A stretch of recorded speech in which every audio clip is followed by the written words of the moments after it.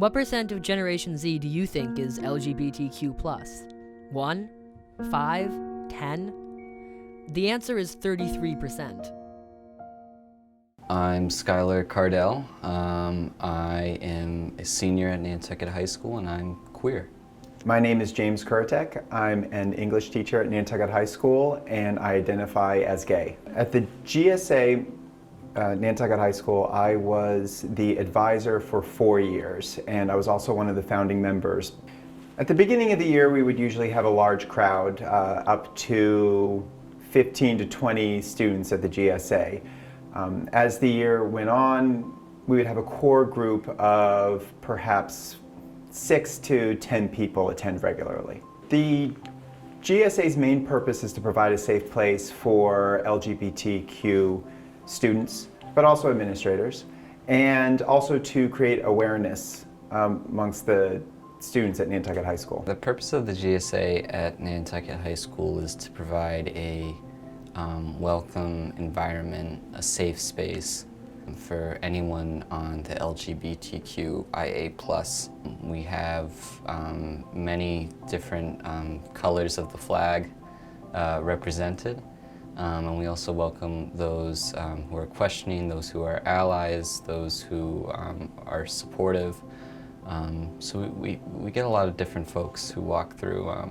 We provide that safe space for students. I think it's important for a safe space to be at Nantucket High School for the simple reason that I think everyone should have somewhere within the school that they should go, whereas other parts of the school they may be subject to ridicule or stereotype. You know, this is an area where you can come and relate.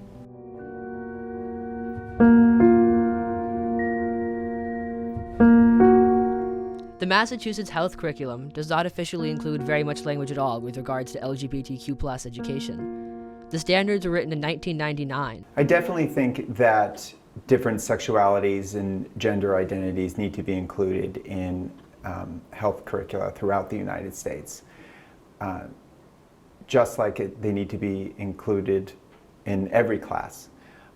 Specifically in health class, I think that it is about including all sexualities when talking about sex. So not adding on or tacking on a unit that is specifically about gays, lesbians, but instead making sure that it's included in everything that is discussed when talking about sex and sexuality. I definitely think it's more important for students to have an educated discussion of sex and sexuality, which means that it should be included in the curriculum at all high schools. That being said, everyone is so unique. There are so many different identities that I think it needs to be a combination. I think that the schools need to make an effort to include as many different sexualities and identities as possible. When it comes to LGBTQ education, sometimes it's difficult for me to really articulate what that might mean. I don't know if we need to stop, drop, and LGBTQ. I think that education is more about inclusion in every class. For me, that means including diverse stories in English that represent the different identities that people have. It might mean in history class, making sure that they spend enough time discussing the contributions of the LGBTQ community throughout history. In math class, that might mean just including diverse families or couplings when having word problems. So I don't know if education is really the right word in this case. No, I do not think that Nantucket High School does enough for LGBTQ education. I know that this has been an issue with me and peers who identify as LGBTQIA. There's numerous areas of improvement, from the health department to just morale health classes here at Nantucket High School has been minimal. I think this goes for a lot of my peers in saying that many of us, have to resort to YouTube videos or the internet to find out, how things actually work. Do you think that's healthy? No, because then you're subject to misinformation, and there's a lot out there that's inappropriate.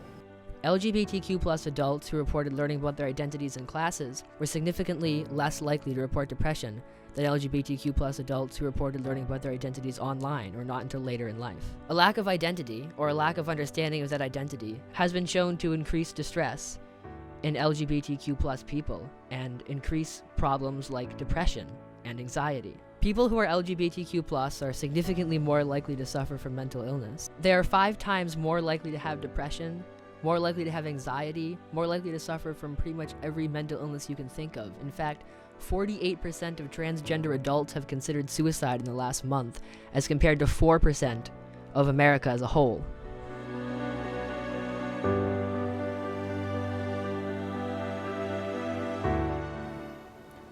I think schools need to continually strive to be a safe place for people to come and express themselves. I think validating an individual's identity, no matter who you are, is crucial into helping prevent depression and thoughts of suicide. In a tangible way, I think it means having gender-inclusive bathrooms. It means talking about it in health class. And again, for me, that means including their stories in as many places as possible. The more you see yourself represented, the less likely you're going to feel like you're alone. Since I came out at Nantucket High School in 1997, I feel we've done a great job at increasing the visibility of LGBTQ individuals in our school. I feel like we are a welcoming place, and I feel like there's definitely safe spaces in the school for almost every person, and that gives me great hope for the future.